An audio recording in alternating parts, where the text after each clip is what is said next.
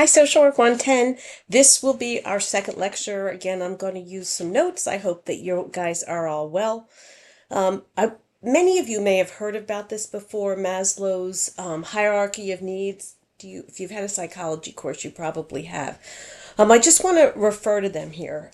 There's five general areas, and people label them a little bit differently. The first one, actually, the need that you have to have most of all that Maslow worried about was physical needs or physiological needs. You need to feel warmth, you need to have food, you need to have shelter. Maslow saw that as the most important need that there was. The second one that he thought then was intellectual needs, which was and stimulation and having relationships. That was the second need that people had to have. The third need was they needed social engagements. They needed to have friendships. They needed to be involved in their community. The next level was emotional. They needed to be able to have self-regulation, to have self-esteem, so that they had to have a sense of what their own psychological needs were. And the final one, which was really spiritual needs.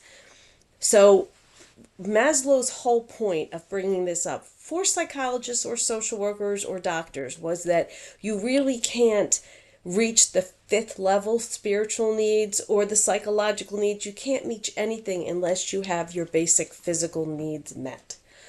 I just want to jump out of this and say right now that within the housing and homelessness community, for years, people tried to reward people by saying, okay, well, if your behavior is really good, we're going to put you in the shelter. And if you behave really good in the shelter, we're going to give you a rooming house room. And if you do really well there, then we'll get you an apartment. And it was difficult because people who are initially without housing are really struggling. They're struggling from the environment they're in, whether it's freezing cold outside or very warm outside. They don't have clothing. They're not safe at night. So this idea came about called Housing First. And in many ways, it was based on Maslow's needs. And we've been working at that for about 20 years, and it's finally been successful. The idea was that before you could meet anybody's needs, you didn't motivate them. You got them housing, their basic need. Then you could start to deliver services and work on their emotional abilities, their physical abilities, their ability to work, their ability to go out and look for food and shop and be able to get their own apartment at some place. And it's been called Housing First. I have to say the current federal administration with President Trump has changed that within the past few months, and they have thrown Housing First out. I guess we're back to rewarding people for their behavior or something. I'm not sure exactly, but Maslow made the point, and that's why Housing First worked, is that we have to get people's physical needs met first, which is why social workers in many ways are so unique. We really are the only profession that deals with people's psychological needs, but also their physical needs. Lots of people can do just therapy, but only social workers really go out there and try to make sure that the resources are out there. I always liked that expression that Maslow said. He said, if all you have is a hammer, that's all you have, everything looks like a nail. So his point was, if all you have is like your spiritual need met or your emotional need met, that's not going to work. You're going to walk around hitting nails all day long. You have to be able to get all of your needs met, but your physical needs are absolutely primary before anything else can happen. Um, I think the other thing I wanted to mention about that was life task. That it's definitely true that you need to have all those needs met. And so as social workers we think about, but the other part is life task. Where you are in your life tells you a lot of times what's more important. Clearly for an infant, a newborn infant, physical needs of being fed, changed, that's the biggest priority. And at the end of life, most people will say that having their spiritual needs met is what's most important. You could probably think about people in that age of, say, 15 to 30. That's really where a lot of your emotional needs are being met. You're beginning to date. You might find a life partner in that time. So where we are in our life task also impacts on where what issues that we need to deal with. So social workers are dealing with the primary needs that people have and the secondary needs, and they're taking into account what else is happening in that person's environment. Remember, we talked last week about the outside community, the isms that are involved in impacting somebody. Okay, jumping back, or I guess ahead, really, to social change, which is the macro social work. Micro social workers when we work one on one. Macro social work is when we work with the larger community to try to affect change. So there's two parts of macro social work. The first part is trying to achieve social justice. And social justice, basically, in its simplest form, is freedom from the isms. Freedom from racism, sexism, classism, ageism, ableism, heterosexualism, all the isms, phobias, anything that begins with some kind of discrimination.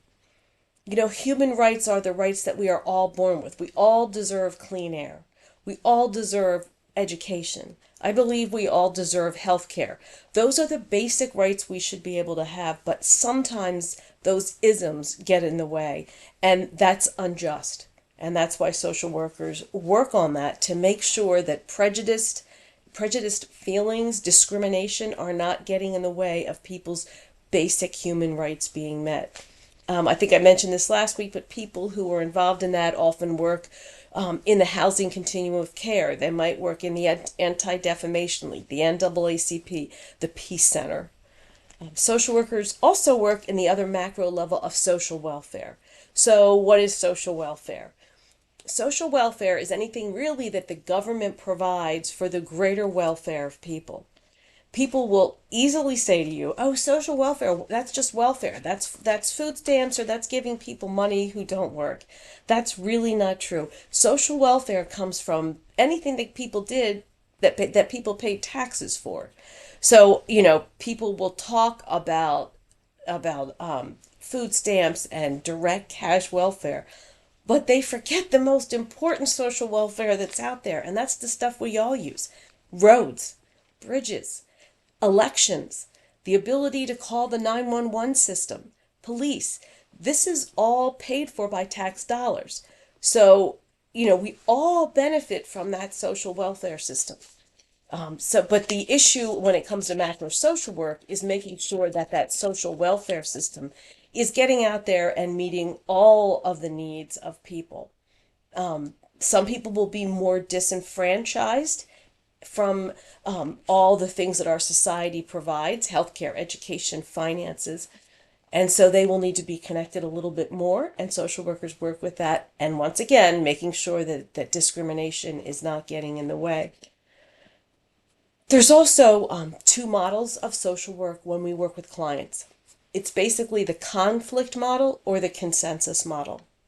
In the conflict model of social work, we are trying to get people who don't want to work with the system to do what the system wants them to do. So example, obvious one, someone who is committing crimes.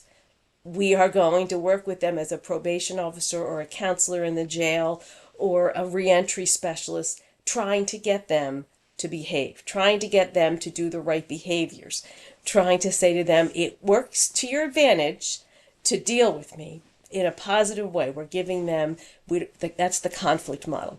You've been assigned to work with this social worker because you need to start abiding by the system rules. Consensus model has more to do with the idea that we are trying to get people to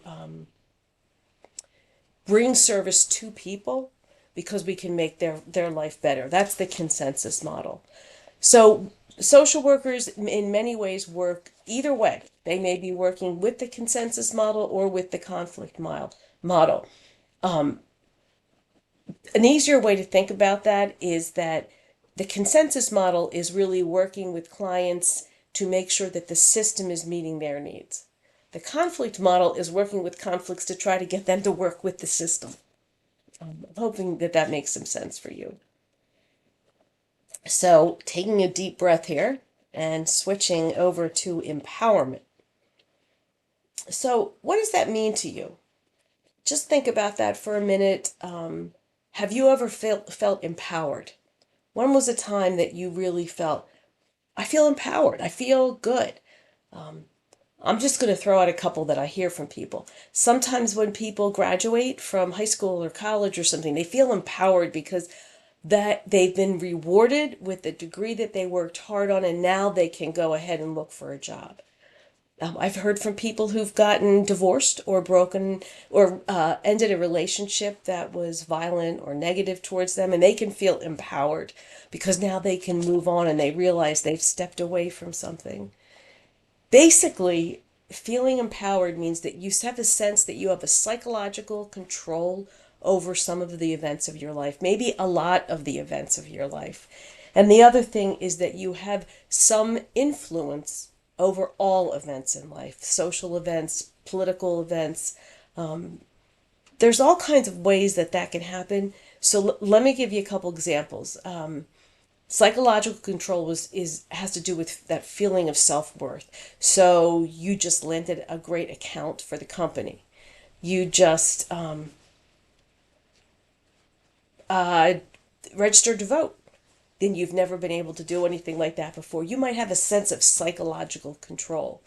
Having a sense also of social influence over things can happen over something small, like maybe you are a mother and you have finally gotten the school district to put something in your child's IEP that you've been really thinking they needed, like a special tutor or something, and they finally agreed.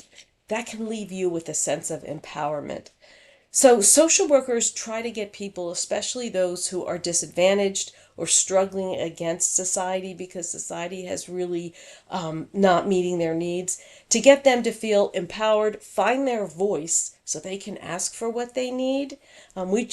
Social people don't really want to just receive handouts, and social workers don't want to just hand things out to people. They want people to feel empowered. So, they work very hard to help someone to get a sense of control over their life. And sometimes that does mean that you need to teach that person, that individual, that the reason they don't have control over something in their life is that the system is working against them. It's not that they're doing something wrong, it's that it's a systemic problem, and just explaining that to people can give them a sense of empowerment because now they realize it's not just that they're doing something wrong, that the system's kind of broken here. One of the other ways that we can work to empower people is social workers really focus on strengths. I will say this again, but many times during this course, but social work is a strength-based profession. We find what someone's strengths are. If we were in person and I was teaching this, I might be able to go around the room at this point and point out some of your strengths. I'm not sure if you know me well enough that you can figure out what one of my strengths is, but everybody has them. I've been a social worker long enough that I can spend just a little time with somebody and figure out what one of their strengths is. You can work with people who are in the worst situations, struggling, and you can find that strength they have. Sometimes it's just the fact that they continue to get up and fight every single day to get through their day. So we're strength based, and the other thing is that we try to allow clients to have what's called self determination. It's the one profession, social work, that talks about that, and that is that self determination means we don't try to get clients to do something that they don't want to do. It has to come from them. Even if it's the conflict model and they have to work with us because they're being forced to, because they're on probation or something like that, we still want them to be able to have some control over that. It has to be their self determination. If they decide they don't want to work with us, that's okay. We allow them to go ahead and make that decision. And again, in that same vent, having somebody to have self determination, sometimes they get some of that when they realize that the system is part of what the problem is. It can help that way. I'm just thinking of, I worked with a homeless group recently. There was a large encampment behind one of the big box stores. And we focused on the strengths in dealing with them, to try to get them to move out of the area they were. For example, they had formed like their own community. So there was real strength in their community. These were people who cared about each other and had learned to like live together and to figure out who was good at different things. So we were able to talk about that. We were able to help them because they developed relationships with local police as well as the park rangers and things, to collaborate with them to try to come up with a plan for when they could move out of this area and where they would go. We helped them because they were pretty good advocates for themselves to call newspapers and to call local politicians to ask for some support and some time to be able to get themselves together to be able to move out of that area. And we found local people who they had developed relationships with, maybe because it was a pizza store and they used to go there and they would try to eat sometimes. Those people helped to advocate for them to be able to get apartments. They knew people who knew people and maybe had a room in their house or something. So I'm just giving you an example. We found a way to take that community of people who didn't have housing and find their strengths as a community and help them work together. Just take a second here. Just kind of wanted to ask you what you thought about this. Over the years, social workers have called their clients different things, and I just like to talk about this for a minute because I think as next lecture, we're going to go on to the history of social work a little bit more. This kind of shows you a little bit about where we've come as social workers. So in the 1800s, the mid to late 1800s, if you were the client of a social worker, you would be called a supplicant, supplicant. That is someone who asks for assistance, but you're a supplicant. Not a great name. Later, in the early 1900s, as Freud came about and psychology came about, people were called patients. So you went from being a supplicant, which sounds like something pretty needy, to a patient, which quite frankly sounds like somebody who's kind of sick. When we got into like the 70s, early 80s, we started to call people clients, which was a lot better. It means that, it's a client. They are somebody we are giving to, we are helping with. Some people didn't really like that so much because if you were a client, it sounded like a business deal. So they started to use the word consumer. That lasted for a little while. There are once in a while people will still use the term consumer because a person is consuming a service. Other terms I have heard in the past, say 15, 20 years, have been users, guests, customers. I've heard people be called cases. I have a case. My one friend calls everybody a case still. Victims, which is really only true if the person is a victim.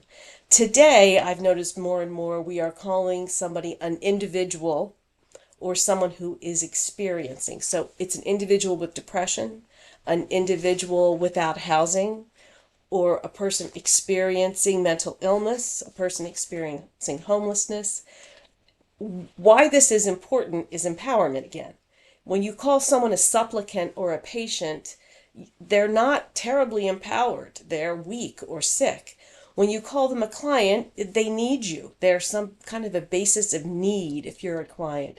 As we get into guests, now you're someone or a consumer, you're giving some sort of respect to that person, giving them some empowerment. And now, as we move on to an individual experiencing something or a person experiencing something, we are talking more about the condition that you're facing and not labeling you or anything. So, real important to see how we change that over time, how that helps to empower people, how it shows that we are saying that people are strength. So, I also wanted to just kind of give a summary here of social work and what you need to be able to be a social worker. So I just have like almost less than a dozen things that I wanted to run past you. First thing you need is a college degree. Whether you get the associates, you go for the bachelor's, you go all the way for your master's or something, you do need to have a social work or some kind of a degree. There are people who call themselves social workers who have degrees in sociology or some liberal arts. technically to be a professional social worker, it's got to be a social work degree. But social workers need to have that kind of a degree or a social service kind of degree because you need to know a little bit about everything to work with people. Obviously, if you go into the medical field of social work, you need to know a little bit about medical. If you go to be a school social worker, you need to understand public school systems and how they run. If you are going to work for children and youth or mental health for, say, a county or state agency, you're going to need to understand a little bit about how state and local governments work so that you can affect changes there. All in general, over the next couple modules, you'll see how important it is that social workers understand government and understand how laws are passed and how policies are changed, because that's how we affect social welfare change and social change. Other things social workers need to be aware of are ethnic, cultural, racial, gender, and other kind of issues. We need to be cognizant all the time of issues that are facing women, that are facing African Americans, that are facing Latinos, that are facing immigration issues, that are facing the LGBTQ community. Today, more than ever, there are issues out there again, but we need to be aware of that all the time. Social workers need to have good communication skills. Obviously, we spend a good part of our time talking and advocating. So, communication skills is something that we need. We also need to know what we like, what we don't like, what we can handle, and what we can't handle. We social workers don't get into this and think they can do any kind of social work. We'll all know things we don't really like. I did not really, and still don't really do well with geriatric social work. For a long time, I wasn't really that good with people facing intellectual disabilities. That changed as I got more immersed into it. Although when I immersed myself in geriatric social work, I didn't like it and I needed to move on from that. So that's an important thing that social workers need. We also need to know time management. And I tell all social workers this, they need to know to reprioritize. I guarantee if you go to social work, a lot of your days you will go to work intending to do A, B, C, and D, and you will go and end up doing only A, or you'll be at A, Q, R, S because things change. So social workers are really have to get good at reprioritizing their day. They need to have some computer skills, but most importantly, the ability to do some research so that they can find resources for their clients, so they can find information about mental health diagnoses, physical diagnoses. So they have to be able to outreach and find that kind of thing. They also need to be able to find resources. So you'll always see social workers with a pad of paper. They're always writing down resources. It's the funniest thing I always recognize a social worker. They have tons of bags with them because they're carrying everything to appointments, and they're writing all the time whenever they hear about a resource. They get excited about that.